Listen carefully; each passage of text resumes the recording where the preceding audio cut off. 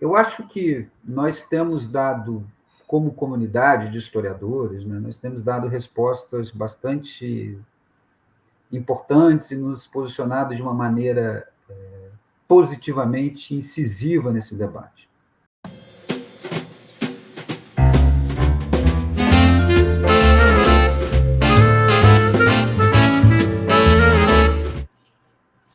Olá, boa tarde, bem-vindas, bem-vindos, bem-vindos a mais uma entrevista do projeto A História em 60 Minutos, um projeto de extensão promovido pelo Departamento de História do SERES, UFRN, e também em parceria com o Programa de Pós-Graduação em História, da UFRN também, além do apoio institucional do GT de Teoria e História da Historiografia da AMPU Brasil e da Sociedade Brasileira de Teoria e História da Historiografia, a SBT-HH. Queria reforçar também que o projeto é divulgado, né, assim, com regularidade no Instagram oficial, que se chama @60_história, 60 por extenso, onde todas as informações do projeto, inclusive sobre o grupo de discussão, são divulgados, promovidos, enfim. E reforçar também, então, que as entrevistas entram em simultâneo no YouTube em 2 canais institucionais, do Departamento de História do SERES, UFRN, do Programa de Pós-Graduação em História do SERES, UFRN, e também na versão podcast no nosso canal no Spotify, né? Tem uma versão também em podcast das entrevistas. Bom, dito isso, quero iniciar agradecendo muitíssimo o aceite para essa entrevista do professor Alexandre Avelar, que é professor do Instituto de História da Universidade Federal de Uberlândia. Tudo bem, Alexandre? Muito bem-vindo. Muito obrigado, Evandro, pelo convite. É uma grande alegria poder participar desse projeto tão importante, tão bem-vindo, né, sobretudo nesse momento.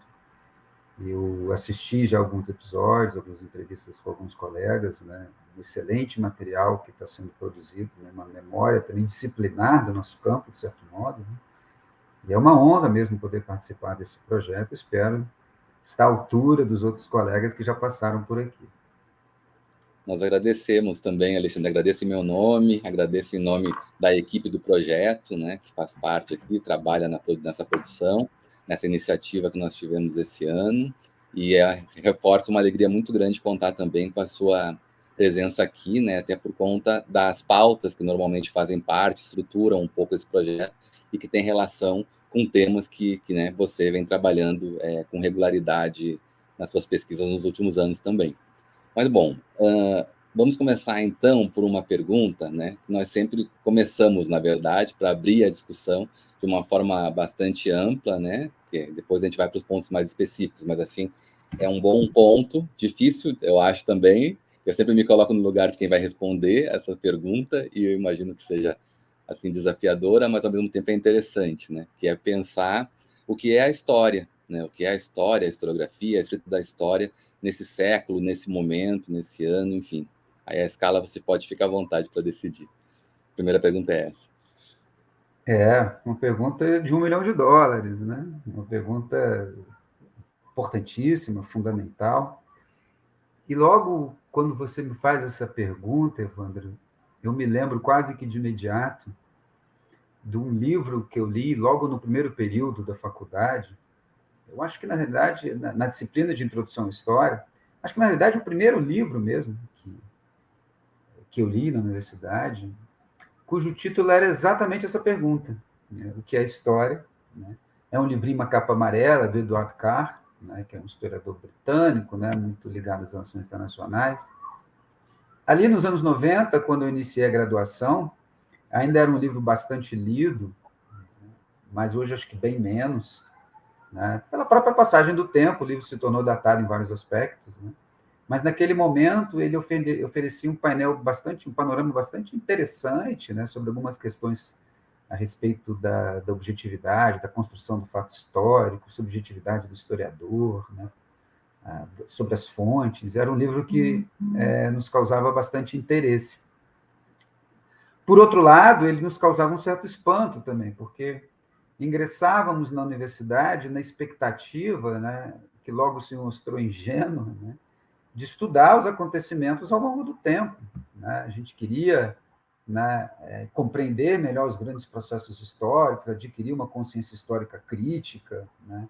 Mas a ideia do que era ou poderia ser a história nos era mais ou menos dada. Assim. Bom, história é estudo dos acontecimentos no tempo. Né? Nós não tínhamos dúvidas a respeito do que é a história, nós queríamos compreender os acontecimentos que estão escritos na história. Mas a ideia do que pode ser história não nos causava tanta dúvida assim, e logo que nos deparávamos, portanto, com um livro, né, cujo título era exatamente esse, né, isso nos causava um certo espanto. No entanto, essa pergunta, e logo, né, compreendemos que essa é a pergunta fundamental, né, e que foi feita inúmeras vezes e recebeu inúmeras respostas. Né? Portanto, uma primeira forma de tentar me aproximar de uma resposta, que certamente vai ser, né, provisória, precária mesmo, é justamente compreender que a história significou muitas coisas para pessoas diferentes, né, ao longo do tempo. Né? Ela assumiu muitos sentidos, muitas definições, desde os seus, né, discursos em que a história, né, era um repositório de bons exemplos, né, nessa tópica magistral, né, passando pela própria noção de que ela pode ser um tribunal que pune, né, os maus e absolve os bons, até a sua modulação cientificista no século XIX, né, passando pelo século XX, pelos discursos que desconfiam dela própria. Né? Então, essa polissemia, né, esses sentidos, né, polissêmicos da história caracterizam, né, a própria história, e isso não me parece um sinal de fraqueza. Né? Eu sempre gosto de enfatizar isso com meus alunos, isso não me parece exatamente um sinal de fraqueza. Né? Ao contrário, né, isso mostra que essa porosidade da história, né, demonstra que ela sempre esteve aberta, não apenas ao diálogo com outros campos, mas também às demandas, né, do nosso tempo. E no século XXI, né, que é para onde se direciona mais ou menos essa pergunta, e eu acho que eu vou convergir, em alguma medida, com algum que já foi dito por alguns colegas, né, me parece que nós ainda não temos muita clareza do que vai ser a história no século XXI. Nós temos diante de nós, né, desafios muito significativos, amplos, né, que eu até acredito que a historiografia tem conseguido responder razoavelmente bem, isso a gente pode comentar um pouco depois, mas se nós pensarmos, por exemplo, nos nossos tantos passados traumáticos, né, na aceleração tecnológica, né, promovida, né, pela ascensão das mídias digitais, né, a aceleração neoliberal que muda nossas formas de percepção da temporalidade, né, as nossas formas de temporalização, né, não é mais um dado, né, que aquilo que fundamentava as ciências humanas no século XIX, incluindo a história, que é uma separação entre natureza e cultura, né, isso não parece mais um dado do nosso tempo, né, isso não é mais uma evidência. Né. Então, acho que todos esses elementos reconfiguram, mais uma vez, o que a gente pode compreender como história. Né. Eu acredito, em alguma medida, que nós temos dado respostas, os historiadores, até bastante satisfatórias diante desses desafios. Né? Nós temos uma historiografia hoje muito atenta a essas questões, né? Nós temos uma historiografia que se pluralizou de uma forma muito expressiva nos últimos 30, 40 anos. Né? Hoje a gente tem uma historiografia, né, global, eu diria, né, bastante sólida e cujas você pode procurar, né, praticamente qualquer temática e você encontra, né, algum historiador trabalhando sobre, né, os mais diversificados temas. Né? Então, acho que a historiografia deu boas respostas a isso. Agora, existe uma outra dimensão na tua pergunta, né, que é a da história. Se até, então, eu me ative aqui a escrita da história, ou a história como disciplina, né? A história também é um conceito que remete a uma experiência com o tempo. Né? E aí, talvez, a gente viva um momento de tensões, né, quanto às temporalidades, né, enfim, né, de formas de temporalização, como já disse o Turim em algum momento aqui numa outra entrevista, né, de formas de temporalização que quebraram, né, a ideia de que, né, o tempo histórico, linear e homogêneo possa ser a única forma de temporalização possível. Isso nos dá uma certa desorientação temporal, né? Então, se por um lado, né, a gente tem uma dessincronização aqui, me parece, que se por um lado a historiografia, né, em larga medida, como eu a vejo hoje, né, tem produzido, né, respostas, né, interessantes a esses desafios, né? Por outro lado, a sensação de desorientação temporal e de indefinição, né, quanto às múltiplas formas possíveis de temporalização me parece também evidente. Então, enquanto experiência com o tempo, nós parecemos, sim, um tanto desorientados, embora, né, a gente sempre deva ter cuidado quanto aos usos de certos conceitos para designar essa desorientação temporal, né, os limites dos conceitos como presentismo, presente amplo, por exemplo, do Kumbert, no presentismo do Hartog, né, são conceitos, são ferramentas que eu acho que precisam ser bem dosadas quando nós, né, nos voltamos para realidades como a nossa, né? Aqui abaixo do Equador, coisa diferente, né? Então, mas de qualquer forma, a multiplicidade de formas de temporalização me parece um registro importante para pensarmos, né, a história como experiência, né? E a história, como campo disciplinar, né, precisa enfrentar esses desafios, aos quais ainda poderemos acrescentar, né, as sistemáticas, né, e cada vez mais politicamente organizadas formas, né, de negacionismo, de revisionismo. Talvez a gente possa conversar sobre isso também em outro momento, né? De forma que me parece que a história, né, ela se pluralizou como um campo, né? Quando nós pensamos, né, no campo de estudo, eu acho que a história se pluralizou de uma forma bastante significativa e bastante importante ao longo das últimas décadas. Acho que isso é um registro importante a ser feito, né? Por outro lado, né, como experiência, né, ela me parece, né, viver um momento de indefinições temporais ou de formas de temporalização que podem ser produtivas também, né? A gente discute muito a tópica da crise na história, sempre me pergunto quando que a história não esteve em crise, né? Em que momento a história não esteve em crise, né? Então, eu acho que pode ser um momento também de pensarmos o nosso instrumental para dar conta dessa experiência com o tempo caracterizada, né, pela multiplicidade também de formas de temporalização. Então, em resumo, né, eu acho que a história no século XX ela tem dado pistas do que pode vir a ser, né? A historiografia tem respondido a esses desafios, indicando o que ela pode vir a ser, né? Mas isso não me parece dado ainda. Isso não me parece ainda claro que, né, o que será a história daqui a 20, 30, 40 anos, né? Porque nós vivemos desafios que não têm mudado não apenas as nossas noções clássicas de arquivo, né, de memória, mas as nossas próprias formas de temporalização, né? Isso me parece extremamente importante. No entanto, eu acho que a gente ainda precisa se ancorar em alguma coisa, a gente precisa se agarrar em algo, né? Então, eu acho que um substrato, né, da história, né, um substrato comum que parece que une ainda as diversas concepções e os diversos discursos sobre a história, né, e que eu ainda tento, né, convencer os meus alunos a respeito, né, é de que a história ainda é a tentativa de construção de sentido para a experiência dos homens no tempo, né? Eu acho que isso me parece um substrato comum entre as várias, né, abordagens e as várias modulações que a história conheceu, né, desde os antigos. Né? Conhecer a experiência humana e dotá-la de sentido, né, ainda me parece ser algo que une, de certa forma, toda essa polifonia, né, a respeito da história. Eu começaria por aí, né? Evidentemente que não tenho ambição de oferecer nenhuma resposta conclusiva, mas eu acho que talvez existam alguns caminhos para a gente pensar, né, no que foi a história, no que tem sido e no que ela pode vir a ser.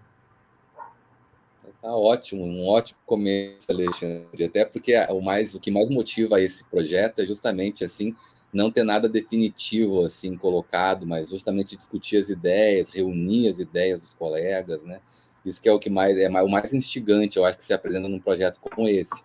E eu acho que dois aspectos que se articulam, que você coloque, que são importantes a gente levar em consideração, assim, desde agora, para pautar, assim, inclusive, a próxima pergunta, é justamente isso, o que você disse, a história se adapta no tempo, e isso não é um problema, né? Como todos os campos disciplinares, os outros campos também se adaptam, então a história, ela não é uma questão para a história permanecer sempre rígida, né, dentro de um mesmo padrão, sendo que as realidades se alteram e a ciência sofre efeitos. Achei isso muito importante de ser dito, né? E também a ideia de que cada contexto coloca desafios, né? Desafios, inclusive, a uma certa cronologia. Como você disse, olha, não tem como falar exatamente o que é a história, o que vai ser nesse século, porque nós estamos ainda devedores de questões do século passado, né? Tem muita coisa para ser resolvida, e juntamente com fenômenos que são absolutamente contemporâneos também, e colocam os seus desafios, né? E em alguns exemplos, eu acho que você sinalizou já, que a gente pode desdobrar, também já estão colocados. Mas para aproveitar um pouquinho ainda essa mesma senda aberta nessa primeira pergunta, como é que você avalia a disciplina, então, assim, né? Para tentar continuar nessa relação entre a disciplina e as experiências históricas, assim, no sentido mais geral. A disciplina, o que você considera, assim, que foram ganhos e perdas da disciplina para a gente nesses últimos 200 anos? Excelente pergunta, Evandro, porque ela nos dá a dimensão, né, de um processo, né, de constituição disciplinar que é cravado por contradições, ambiguidades e tensões, né, como qualquer processo de constituição disciplinar registra-se, né?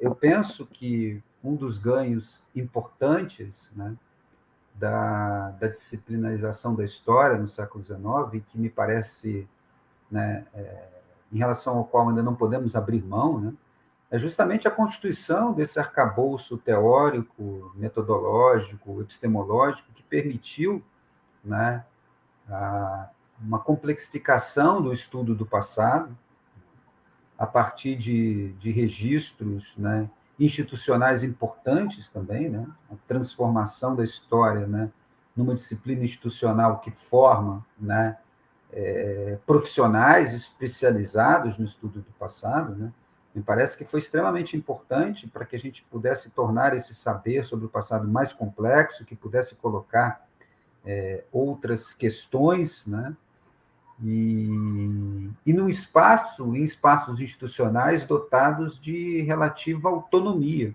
né? Relativa sempre, né? Porque, como já bem denunciaram, né, principalmente os teóricos pós-coloniais, né, a universidade estava inserida, né, plenamente numa lógica moderna, né, de uma lógica de modernização que tinha o Estado Nacional como seu pilar central, né? As universidades não podem ser pensadas desvencilhadas desse processo.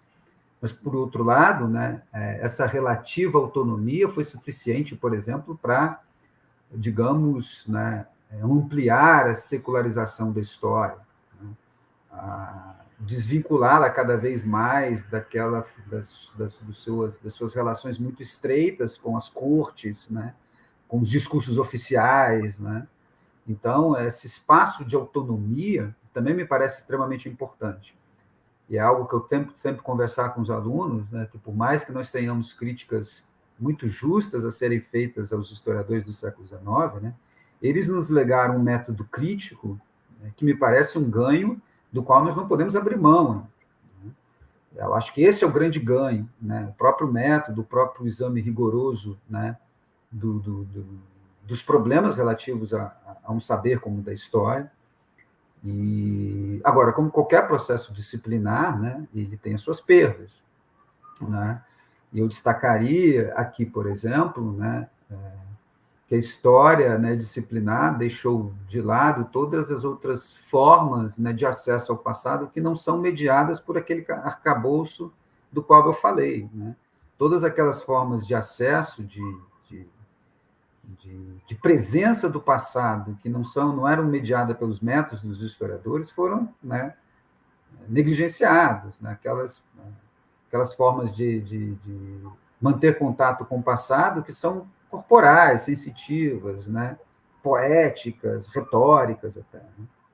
Então, essa dimensão não essencialmente metodológica, né, foi escanteada. E há um texto muito interessante, né, que eu sempre gosto de também indicar para os alunos quando fazemos esse debate, né, que é um texto belíssimo do Hayden White sobre isso, né, lá no conteúdo da forma, né, que é justamente, né, o que a história, o que nós perdemos com a disciplinização da história. Né?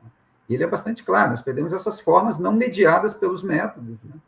Nós construímos um saber, né, que deixou de lado, né, outras formas de acesso ao passado, que não eram exatamente, né, vinculadas ao método, ao exame crítico das fontes, etc. A própria ideia de sublime, né? E esse é um debate interessante que tem sido retomado, né, pelo próprio Glumas, com aquela discussão sobre a produção da presença, embora ali também acho que alguns cuidados são importantes, né, com aquelas abordagens, mas a noção de que nós podemos perceber o passado através dos sentidos, da corporeidade, né, é uma ideia que a história científica fez com que se perdesse no século XIX. Né. Um outro aspecto que eu destacaria, que não é propriamente uma perda, né, mas talvez uma lacuna, né, que os historiadores do século XIX, nesse processo de cientificação da disciplina, foram muito descuidados, talvez de forma proposital, né, em historicizar as próprias práticas. Né. As práticas do século XIX foram apresentadas, o método, né, o exame crítico das fontes, foram apresentadas como uma evidência, né, como um dado da realidade. Essas práticas, né, que têm uma história, né, que têm uma historicidade, portanto, né, que foi negligenciada. O Manuel Salgado tem textos muito interessantes sobre isso também. Né. Quer dizer, como a disciplina se constitui, né, através de um certo apagamento, né, de prática, de uma história, de uma historicidade dessas práticas disciplinares. Né. Isso talvez se relacione, né, com o pouco empenho que esses historiadores tinham, né, em abrir espaço para as reflexões teóricas, filosóficas, né, onde esses questionamentos poderiam ter lugar. Não é? Então, não sei se é exatamente uma perda dessa, mas eu acho que é um ponto a ser destacado, né? Esses métodos não são, né, autoevidentes, eles não se explicam por si mesmos, né? Mas eles são resultado de disputas também, né, que caracterizam qualquer campo disciplinar. Né? Como qualquer campo disciplinar, a história, né, é pautada, né, é demarcada, delimitada por disputas de todo tipo. Né? E essas disputas, que eu acho que seria uma outra perda, né, essas disputas, né, demarcam exclusões também, né, que são internas e externas. Né? A história tendeu a se, né, demarcar, né, se afastando da filosofia, da literatura, né, mantendo uma relação crítica, né, com a própria memória, né, mas também ela produziu seus excluídos, né, internos, né, eu diria. Essa história é majoritária, essa cientificação da história é majoritariamente branca e masculina, né? Outros, né, sujeitos, né, foram, né, apagados, né, não apenas como, né, temas de investigação, mas como, né, produtores de conhecimento.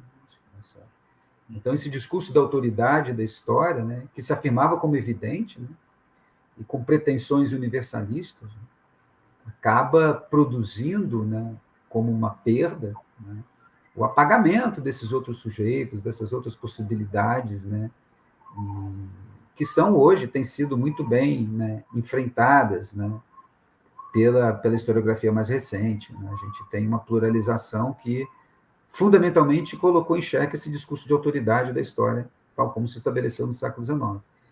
Eu acho que o mais importante nessa pergunta, Evandro, é justamente compreender esse processo como contraditório, ambíguo, né?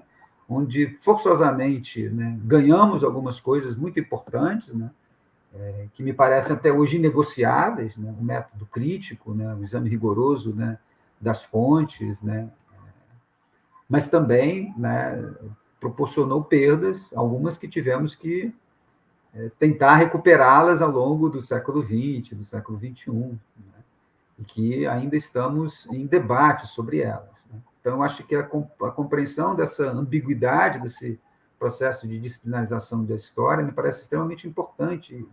A sua pergunta é muito bem-vinda nesse sentido. Certo. Bom, da disciplina, um desdobramento também, você referiu bastante o século XIX, né? Vem de lá também essa experiência. A dimensão do ensino de história, né? É outro eixo assim muito relevante, importante hoje em dia e em particular para esse projeto. A gente gosta muito de ouvir. Você referiu, né, alguns aspectos que você costuma levar para as suas salas de aula, nas suas disciplinas, né? Então, sobre o ensino de história, como é que você avaliaria no século XX, em 2022, nesse contexto que nós vivemos no Brasil e no mundo, qual a importância atual do ensino de história, né? E sobre os currículos que formam esses profissionais, né? Formam profissionais de história, professoras, professores, pesquisadores, assim, como é que você avalia esses currículos que formam, têm formado historiadores no Brasil? Mas uma ótima pergunta, Evandro. As condições que possibilitaram, né, o nascimento da história no século XIX como uma disciplina estão também intimamente ligadas a um projeto, né, de expansão do ensino, né, de universalização do ensino, que tinha na história um dos seus pilares centrais, né? Então, se aquelas condições de possibilidade, né, tanto da história como disciplina, como da sua universalização como matéria ensinável, né, se essas condições se modificaram profundamente, né, do século XIX para cá, evidentemente que o que nós pensamos sobre ensino, né, também deve se modificar, até para fazer frente, né, àqueles desafios lá que eu enumerei na sua primeira pergunta, né? Evidente que hoje o nosso aluno, o que nós entendemos como matéria ensinável, né, para formar um aluno no século XXI, né, esse aluno não é mais o mesmo, né, do século XIX, do século XX, né, não se pensa mais a história simplesmente como, né, um esteio da identidade nacional, né, aquele fornecimento de um passado compartilhado, né, que deve ser universalizado através do ensino, né? Essas demandas de história se modificaram profundamente, né? Nós não queremos, o aluno que nós vamos formar não é mais o mesmo do século XX, né? Muito menos do século XIX. E esses alunos também não têm mais as mesmas demandas de história, né? Esses alunos também não têm mais as mesmas demandas, né, em relação à história. Então, eu acho que me parece que um aspecto muito importante também, sempre salientado por muitos colegas e de maneira bastante correta, a meu ver, né, é que a escola hoje, né, ela precisa lidar com um espaço público ampliado, né, de produção de passados, né, para os seus mais diversos usos, inclusive mercadológicos, né? Não é mais evidente que a história, né, possa fornecer um instrumental crítico, né, para formar um aluno vinculado, né, a uma perspectiva de identidade nacional, né? Há muitos passados sendo disputados, há muitos passados sendo produzidos em outros espaços, né, com usos os mais variados. Então, me parece que pensar o que deve ser ensinado, né, é pensar neste processo de transformação cada vez mais acelerada do ensino em mercadoria mesmo, né? Essa dimensão mercadológica do ensino envolve a história profundamente, né? O que ensinaremos, né, sobre o passado, né, sobre o tempo, sobre as temporalidades, sobre as formas de temporalização, quando a própria escola tem se convertido cada vez mais, né, num espaço de transmissão de saberes ditos, né, flexíveis e que possibilitam, né, ou devem possibilitar, né, as pessoas a serem empreendedoras de si, né? Essa neoliberalização do mundo, como já destacaram autores, né, desde Foucault até os trabalhos mais recentes do Andy Brown, por exemplo, né, é a constituição de um ethos subjetivo, né, fundamentalmente, né, mais do que um sistema econômico, né? E isso tem invadido fortemente as escolas, não tem dúvida, né? Então, me parece que ensinar história nesse contexto, né, requer de nós, né, uma investigação muito séria, criteriosa, né, do que entendemos como passado e dos seus usos, né, no presente. né? E como o que pode se esperar do ensino de história, né? em que em que sua inserção no sistema educacional tem se dado cada vez mais pela via, né, da venda de um serviço, como destacam tantos colegas aqui, inclusive o Turim, quando esteve por aqui. Né? O que significa estudar história nesse contexto? Né? No entanto, me parece ainda que a história pode nos oferecer caminhos e perspectivas, né, para fazermos frente a esses desafios, né, colocados. Né? A história ainda me parece, né, possuir os instrumentos, as ferramentas para pensarmos as nossas próprias formas de habitarmos temporalmente o mundo, né?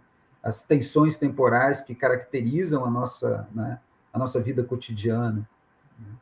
Então, eu acho que se há algo que pode ainda legitimar a história, eu tendo a concordar com muitos colegas que dizem isso, né, é justamente, né, esse potencial crítico, mais do que de fornecer uma consciência crítica cidadã, tal como se pensava no século XIX, no século XX, né, mas de oferecer as ferramentas para que, né, os estudantes, né, tanto no nível básico quanto no nível superior, né, questionem o tempo inteiro as suas próprias formas de habitar temporalmente o mundo, né, fazendo frente a esses desafios, a essas questões todas, né, relativas ao avanço tecnológico, né, as próprias mudanças climáticas, que refiguram a nossa relação com o tempo, né, que não refiguram apenas os nossos instrumentos de lidar com, né, a historicidade, mas refiguram a própria historicidade, né, em si mesmo.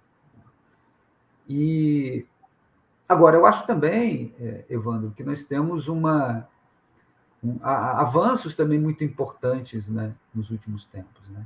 Para além da pluralização dos temas de ensino, com a inserção de conteúdos, né, e de abordagens, né, que fazem face, de algum modo, às demandas do tempo presente, né? A gente hoje tem uma área de ensino de história, né, muito mais sólida do que há 20, 30 anos atrás.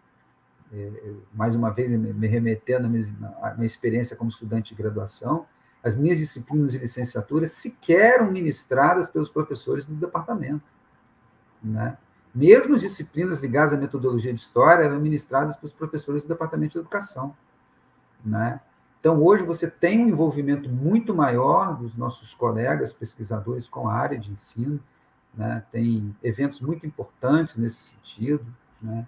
O diálogo com o ensino básico hoje me parece bem mais horizontal do que vertical, não é mais aquela coisa, nós vamos ali ensinar, vamos lá, os professores do ensino básico, vamos ensinar os bárbaros, né? É claro que esse é um exercício cotidiano que precisa sempre ser aprofundado, né? Mas há uma inserção maior da universidade na escola e vice-versa, né? Essas instâncias têm se comunicado melhor, a meu ver. Então, eu acho que há aspectos positivos também, desafios imensos, especialmente relacionados a essa neoliberalização do ensino, né? Mas também avanços consideráveis, né? Que se refletiram também nos currículos. Né? Que se refletiram nos currículos. Eu acho que avançamos muito, né, nas discussões curriculares nos últimos anos, né? Eu vejo sempre colegas discutindo, né, as reformas dos seus currículos nos seus cursos, né, colegas discutindo as reformas dos currículos no ensino médio, básico, né, e fundamental. Né. Houve também avanços consideráveis, mas agora o currículo é sempre um documento em disputa. Né. O currículo nunca é fechado, o currículo nunca nunca me parece ser possível contemplar todas essas demandas, e eu acho que isso de certo modo, um elemento de força dos currículos, né? Essa porosidade curricular, né? Capaz de fazer face a esses enfrentamentos do cotidiano do nosso tempo presente. Eu acho que nós avançamos consideravelmente, né, na incorporação, né, crítica, dialógica, e não como uma cessão de espaço a outros temas, outros objetos, como se o espaço fosse todo nosso, de repente, agora vamos falar na historiografia indígena, agora vamos falar da LGBTQI+, etc. Né? Mas uma incorporação crítica, dialógica e produtiva, né? O que ainda me incomoda mais do que, né, qualquer outra coisa ainda nos currículos é uma certa perspectiva, né, de temporalização cronológica que insere ainda, né, os conteúdos nas eras, né. Isso foi uma discussão que se fez muito fortemente, né, há uns 5 ou 6 anos atrás, quando foram lançadas as bases, né, nacionais curriculares, né, onde muitos colegas ficaram preocupados com o desaparecimento da história antiga, medieval, né, porque se propunha, né, um emaranhamento temporal em que essas eras supostamente desapareceriam. Né. Eu não acho isso propriamente um problema, né. Eu acho que a gente pode avançar, né, na discussão de currículos, né, que possam pensar os conteúdos não são um fim em si mesmos, né. A gente não pode pensar os currículos pela via, né, conteudista apenas, né, mas pensar como os currículos podem exprimir, né, essas tensões temporais, essas formas de temporalização. Esse me parece ser um desafio, né, que a gente precisa enfrentar ainda em relação aos currículos, embora eu acredite também que já avançamos em algumas discussões sobre isso, né?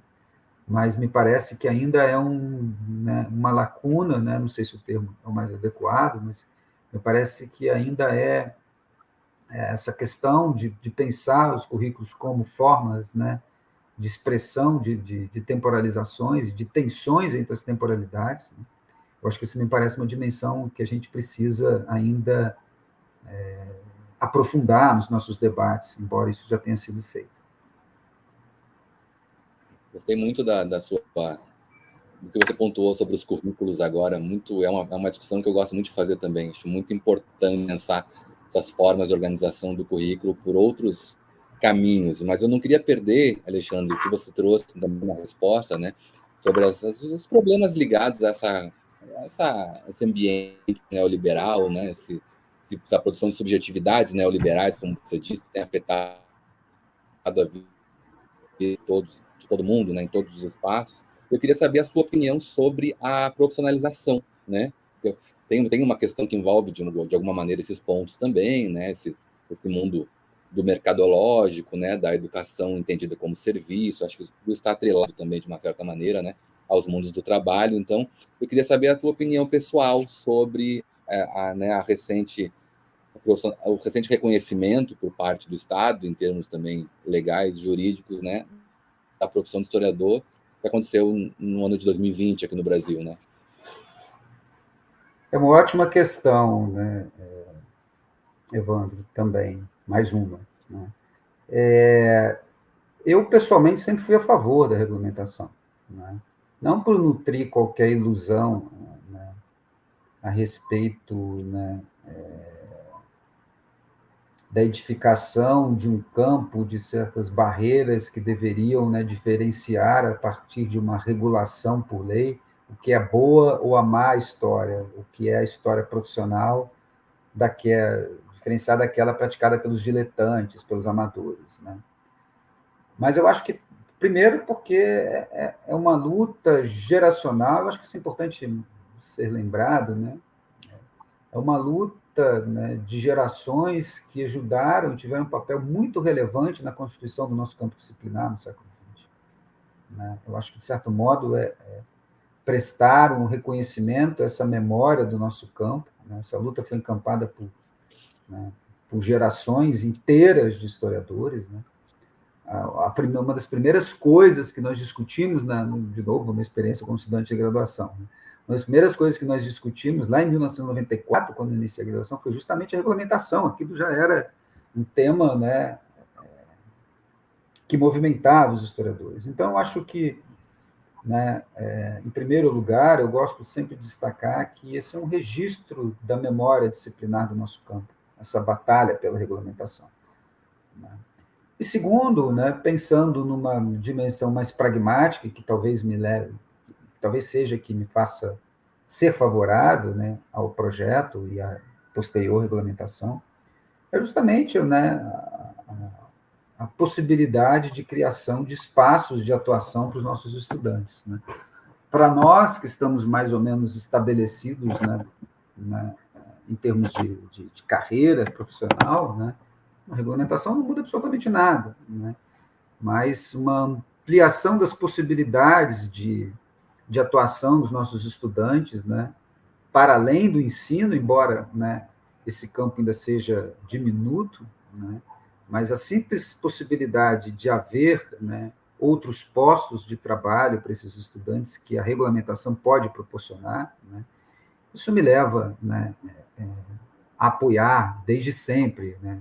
Me levou a apoiar desde sempre o projeto.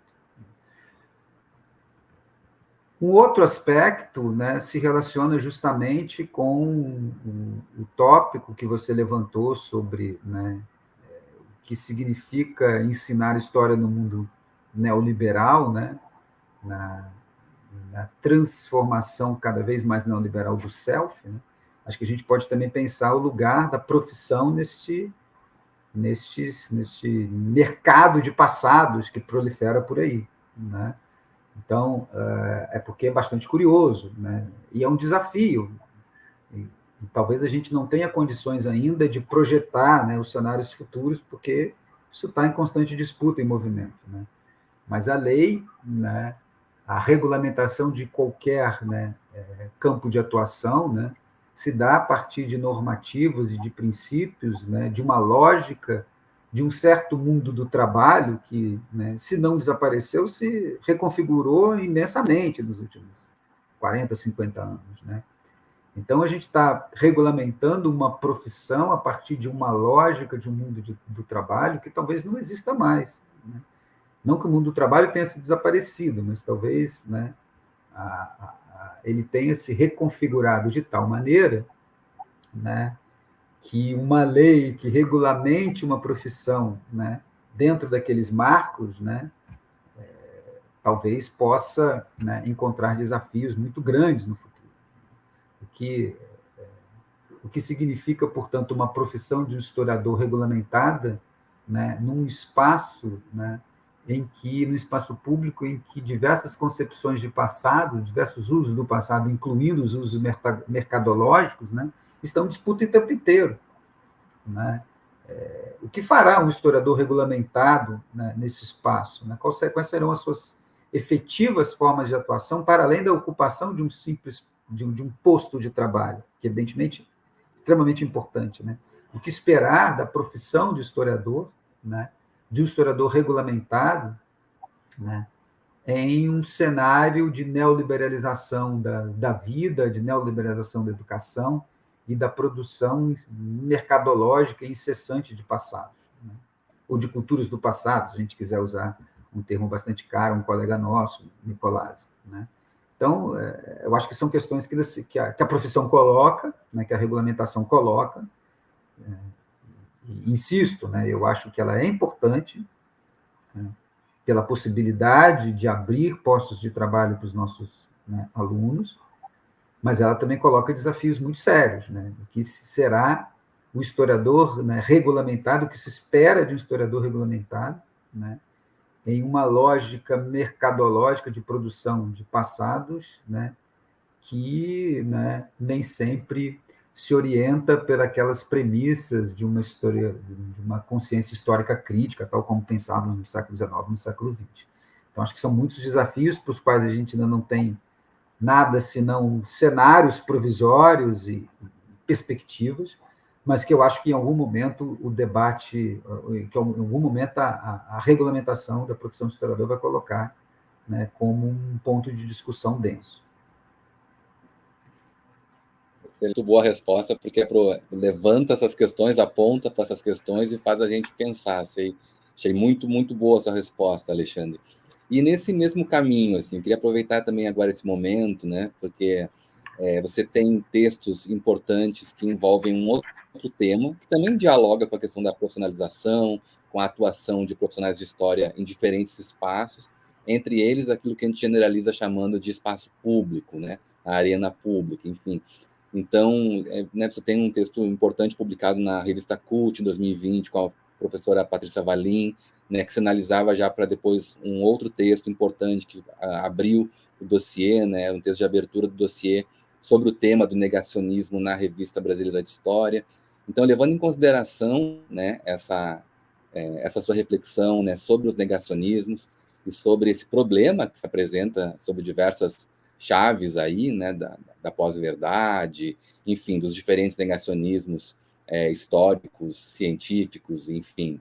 Eu queria te ouvir um pouquinho nesse sentido, assim, quais seriam as possibilidades, até porque é um tema que cada vez mais interessa aos alunos, né? Alunos, eu posso falar, inclusive, os alunos do nosso nossos cursos de história, né, que leram o seu artigo, enfim, e têm interesse em ouvir um pouquinho também sobre essas possibilidades, assim, sobre a possibilidade dos estudos sobre negacionismo no Brasil, isso é uma pergunta mais específica, mas também sobre a posição no que nós podemos ocupar nesse debate, né, num sentido mais geral, né, assim, hoje. Agradeço a questão, Evandro.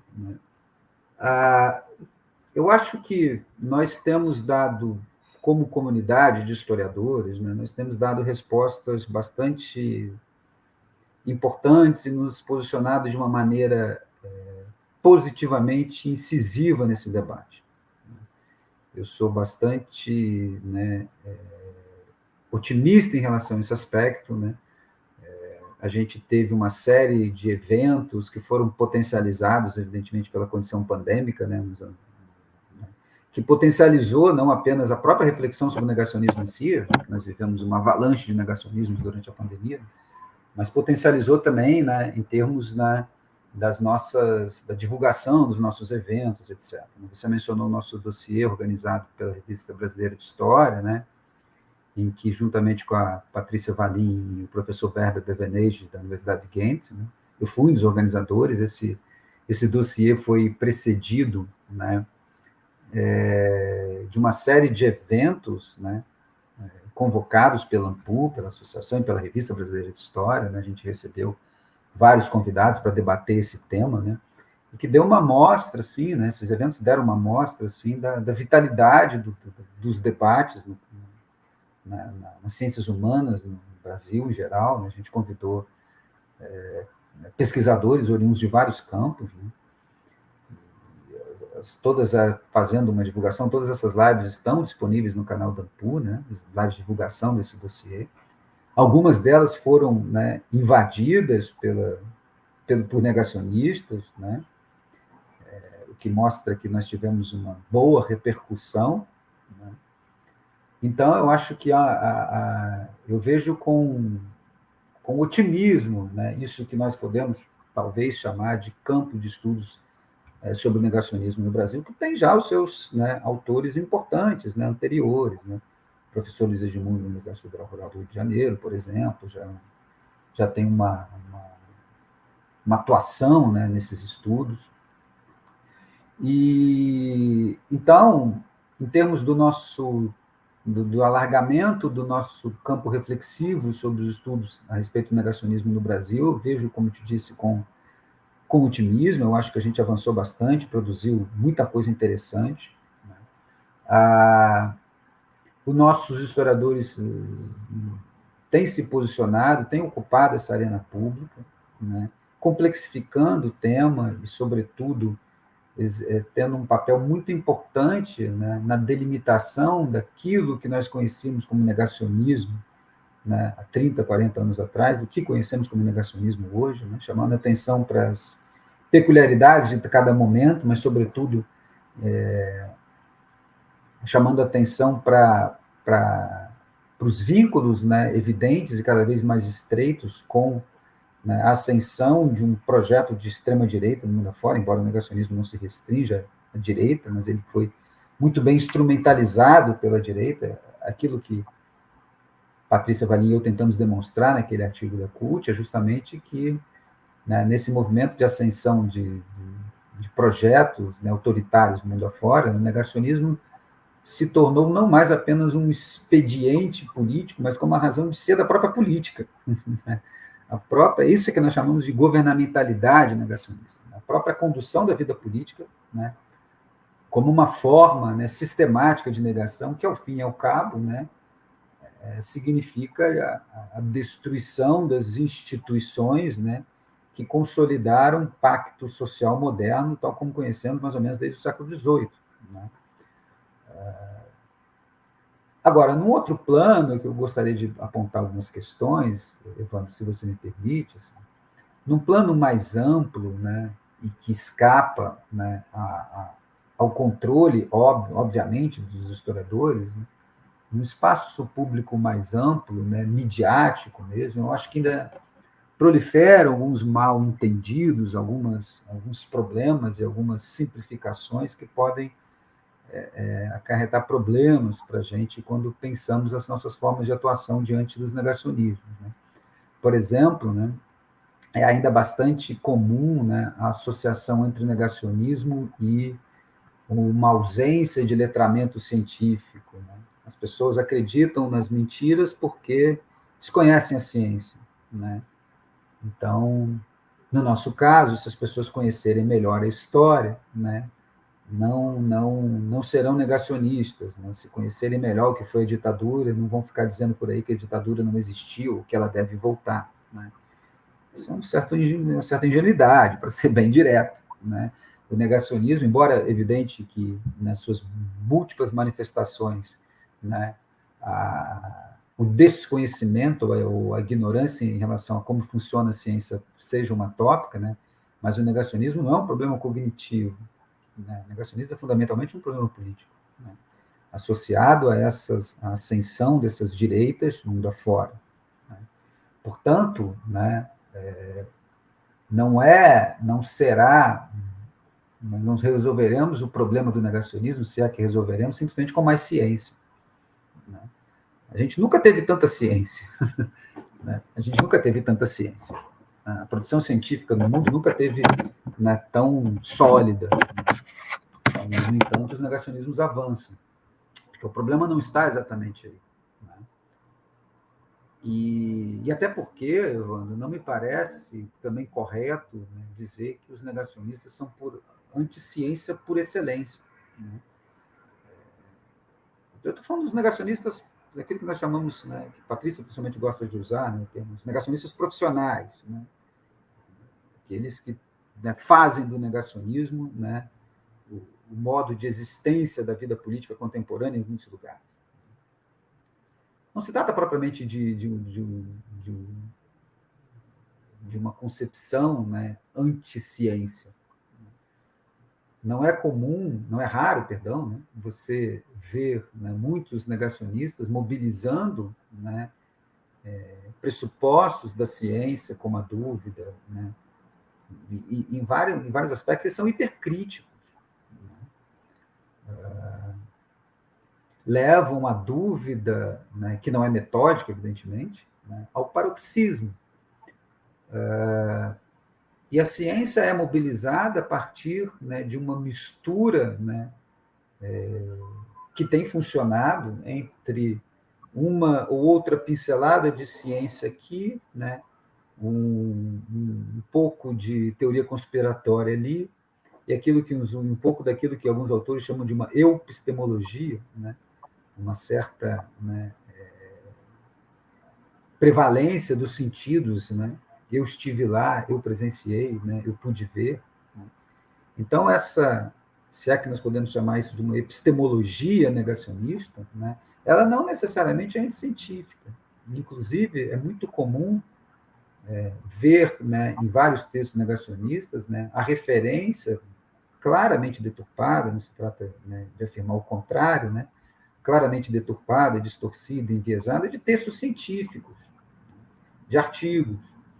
Um exemplo muito claro, né, foi dado, por exemplo, né, num episódio bastante problemático e lamentável, que até hoje é mobilizado pelos negacionistas, né, quando da publicação em 1998 na Lancet, que é uma revista altamente prestigiada, né, de um artigo que passou, né, pela revisão dos pares, supostamente, né, e que associava a vacina tríplice, se não me engano, ao autismo infantil.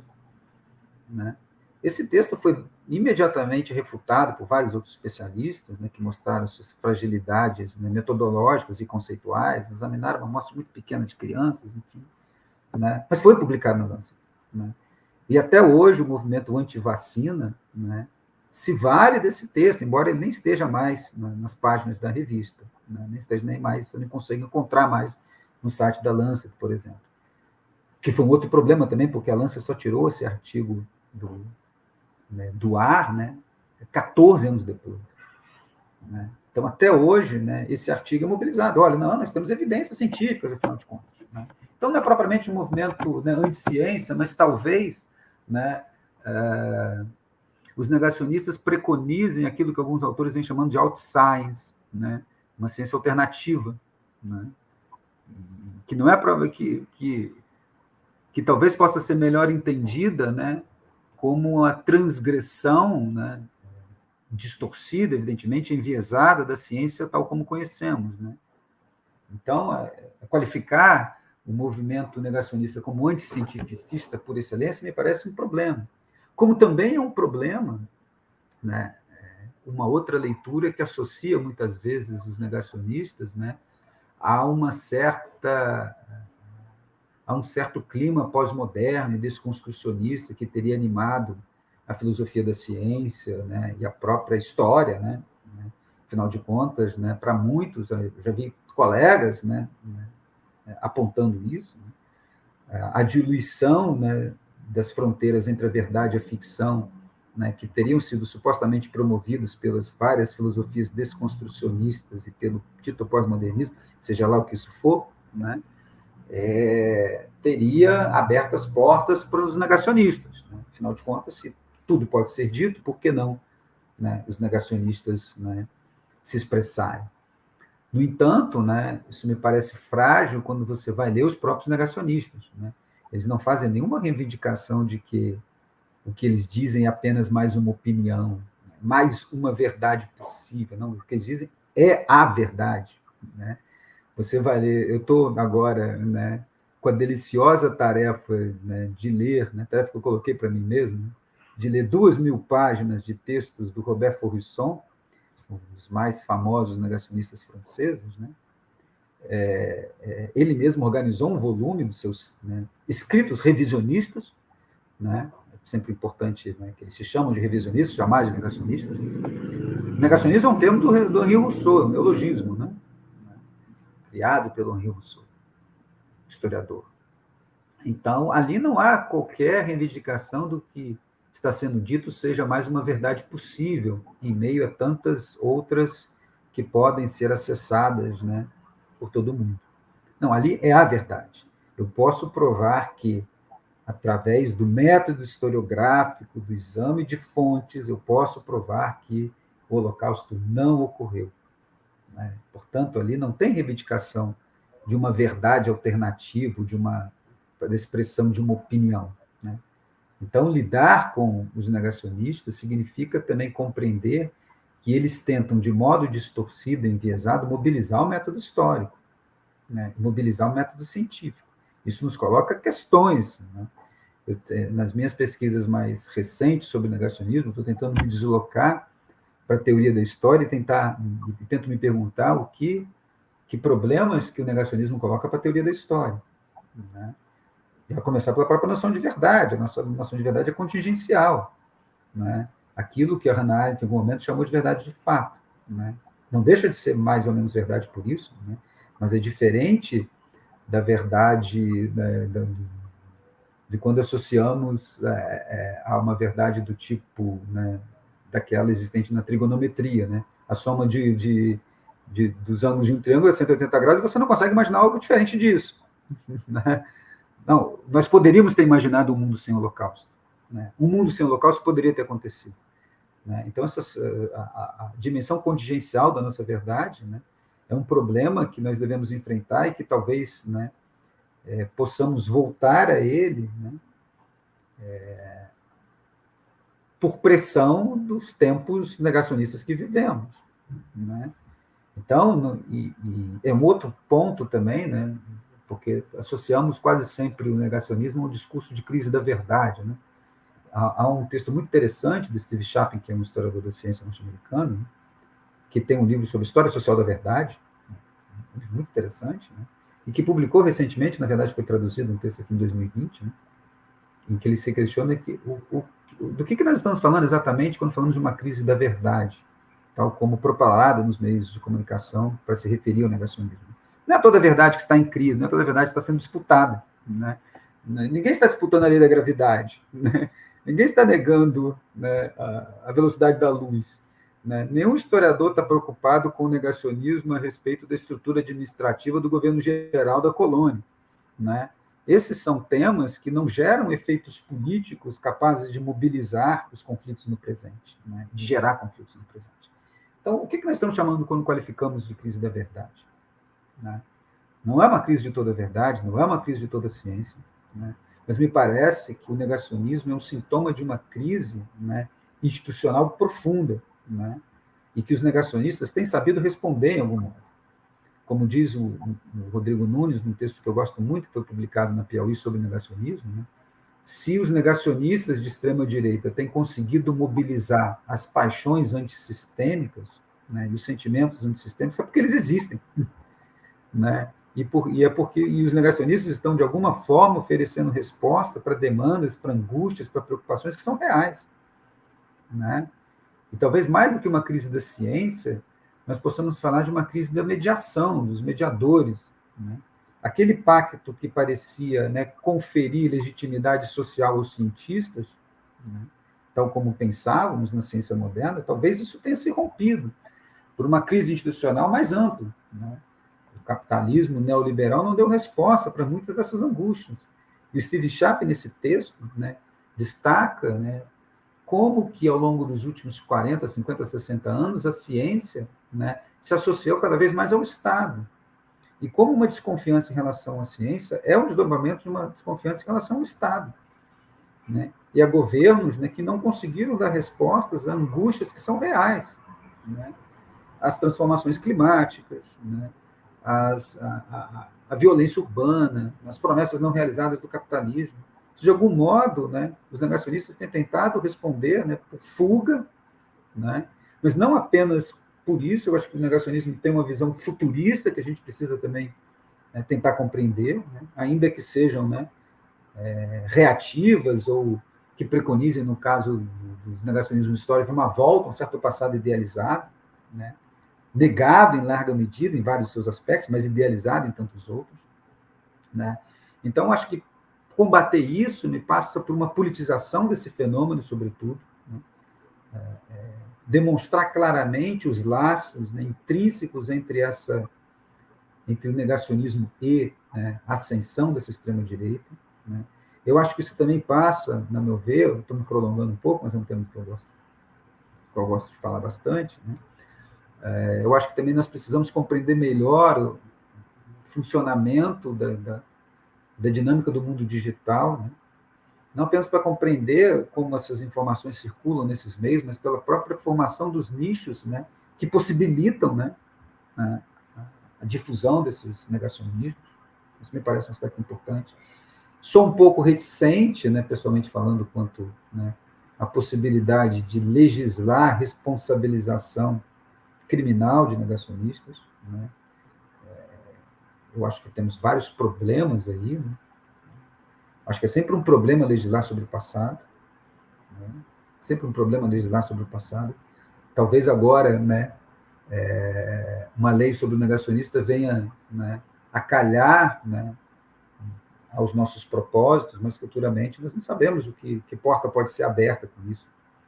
E você tem vários trabalhos que, por exemplo, demonstram que várias leis memoriais, ditas leis memoriais, que criminalizam certas visões do passado, né, na Hungria e na Polônia hoje, né, vieram na esteira, né, de uma legislação que criminalizava ou que pretendia criminalizar a negação do Holocausto. Né. Foi aberta uma porta. Né, e é sempre perigoso, me parece sempre perigoso legislar sobre o passado. E um efeito pragmático também dessas leis. Né? Essas leis existem na França e o Robert Faurisson nunca deixou de escrever, nunca deixou de ser negacionista por conta disso. Acho que, ao contrário, ele gerou, né, uma martirização dessas figuras. Né? Não vi efeito produtivo algum nas legislações, né, que coibiram o Holocausto, né, a negação do Holocausto em vários países europeus. Né? né? Então, eu sou um pouco reticente, né? Mas é uma tarefa extremamente difícil, inglória nesse momento, né? Nós estamos falando de empresas que produzem conteúdos negacionistas, né, que têm bilhões de visualizações, né?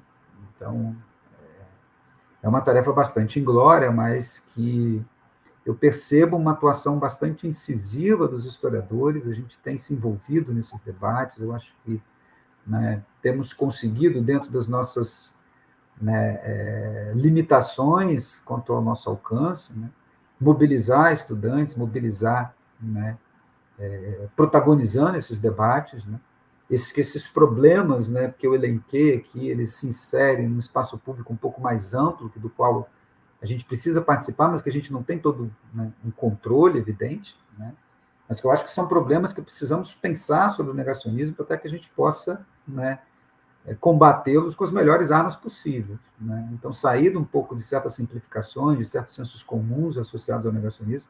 O negacionismo é um problema que transcende a picaretagem dos seus protagonistas, né?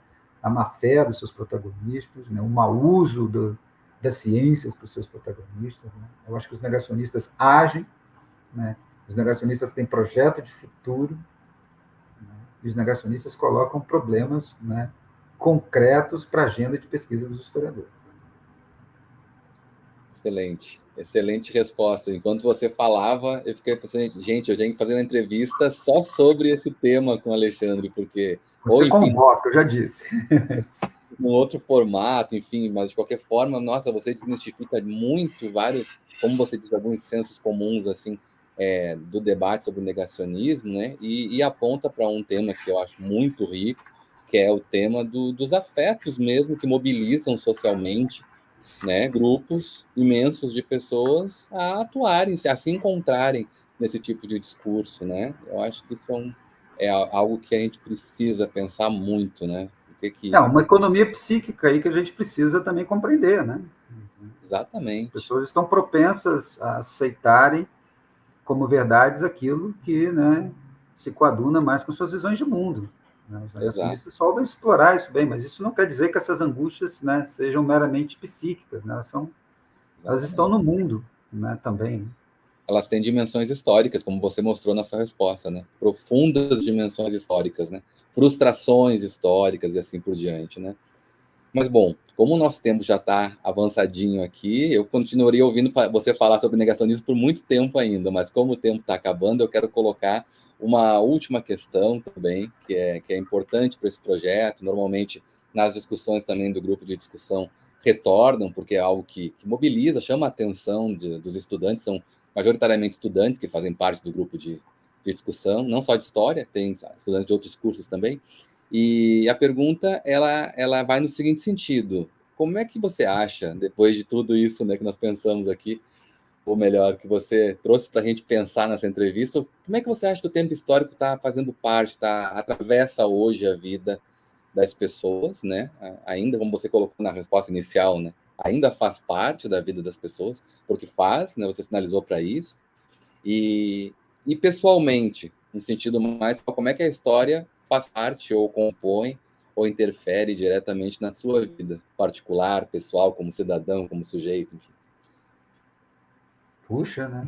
Você começou com uma pergunta de 1 milhão de doses e terminou com 2 de 5, né? São ótimas questões que a gente poderia se prolongar, mas eu vou tentar ser bastante breve aqui. Também é quase inevitável, né, a sua pergunta me remeteu àquela imagem com a qual Nietzsche começa o seu texto, né, sobre as vantagens e desvantagens da história para a vida, né, a imagem da ovelhinha tranquila no campo, né, quando ele diz, ela não tem nenhuma preocupação com passado, presente e futuro, e ela apenas vive, né, feliz essa ovelha, né. Claro que o Nietzsche está falando, né, de uma cultura, de uma inflação de passado, né, que caracterizava a cultura historicista tal como ele enxergava naquele momento. Mas, diferente da ovelha, nós, como seres humanos, né, não podemos abrir mão dessa dimensão da historicidade e da temporalidade das nossas vidas. Isso é constituinte, né, a nossa capacidade de nos guiar, né, pelo passado, seja ele, né, herdado, né, por nós como, né, farsa ou tragédia ou lição, né, e a nossa capacidade de nos projetar para o futuro, né, ou para usar os pares lá do Koselleck, né, a experiência e, né, a expectativa, né, são dados antropológicos da nossa existência, como o próprio Koselleck mostra naquele texto seminal, né? São dados antropológicos da nossa existência. Nós não podemos abrir... a nossa existência ontológica está relacionada à nossa capacidade de existir temporalmente no mundo, né? De produzir temporalizações. Né? Eu acho que isso é algo que me fascina particularmente, né? Porque essas tensões temporais estão sempre em disputa também, né? Elas nunca são encerradas, elas sempre estão abertas, né? Esse tipo de multiplicidade temporal dessas tensões, né? Em relação a elas, a história tem uma forma específica de compreensão, né? Mas não a única, né? Nós podemos nos temporalizar de várias formas e nós podemos compreender essas temporalizações através de outros caminhos que não sejam os da história, né?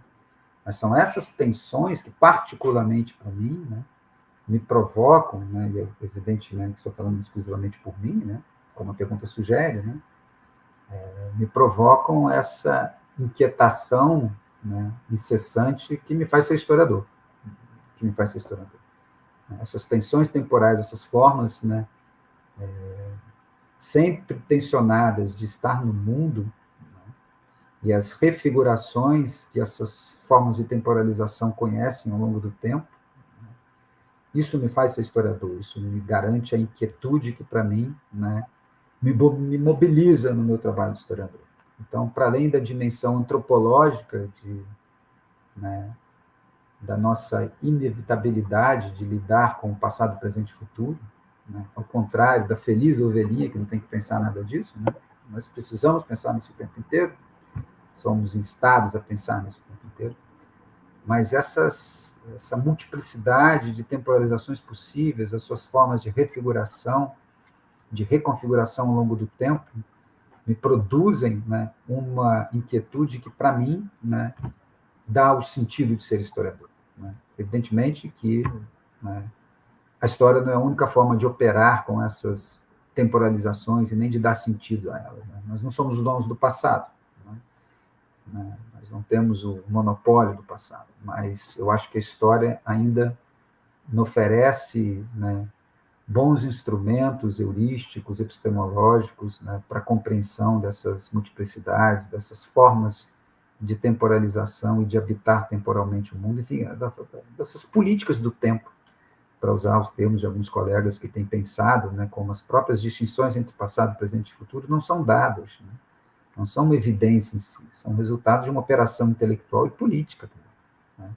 Então, são inquietudes que me movimentam, né, que me fazem ser historiador, né, tendo meus olhos sempre voltados para essas formas, né, distintas de estar temporalmente no mundo. Acho que seria isso.